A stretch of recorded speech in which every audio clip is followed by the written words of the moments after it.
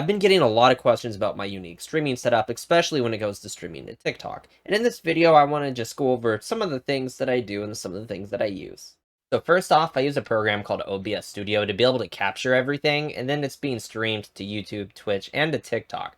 But we're putting an asterisk next to TikTok because basically all OBS is doing is just showing what needs to be streamed to TikTok, and then my phone's streaming it to there. But let me tell you how it's done. So I open up two windows of OBS Studio. The first window is my main one, and I enable something called virtual camera mode. And then the second OBS Studio window, it's set up in portrait mode, so it's up and down. And then I basically have whatever is appearing on the first window appearing on the second one.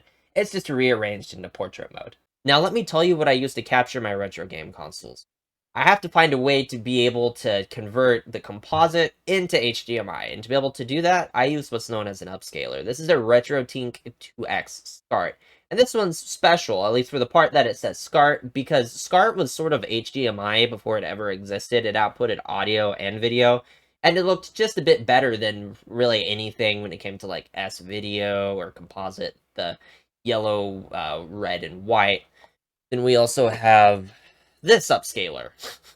This one isn't SCART. It's just normal red, green, and blue, yellow, red, white, S-Video, all of that fun stuff. Another good thing to note is that these upscalers, they actually do some work that your TV doesn't have to do, because these retro consoles, they output it at a much lower resolution that a CRT TV would want.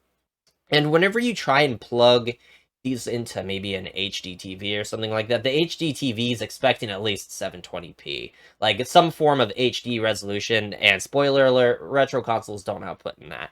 So, with the moment the TV picks up on the fact it's not one of those, it starts to work overtime, which is why if you've ever tried playing an actual Super Nintendo, or something like that, on an HD TV, there's probably some latency. Like, you pressed jump, and then like half a second later, Mario would jump. Now, the capture cards that I actually use two of them. One's a Razer Ripsaw, and it's being used to capture this video as we speak. Now, I would not suggest any kind of Razer capture cards anymore. At one point, I would. They used to be good, but their driver, their software just went downhill. Don't suggest it. What I use to capture my games is the AverMedia Live Gamer Portable 2 Plus, and I about had a brain aneurysm just trying to say that entire name. I don't know why they can't just call it something else. That's ridiculous. But this is nice because it has a 4K pass-through, which means if you have something like a 4K TV and an Xbox Series X, you can still play at 4K, and then this basically downscales what you're streaming or recording to 1080p or lower. And you can just keep the high graphics, and the stream can see a little bit of the lower graphics. So now let me tell you how I play these crazy Super Mario World ROM hacks on an original Super Nintendo. I use something called a Super EverDrive.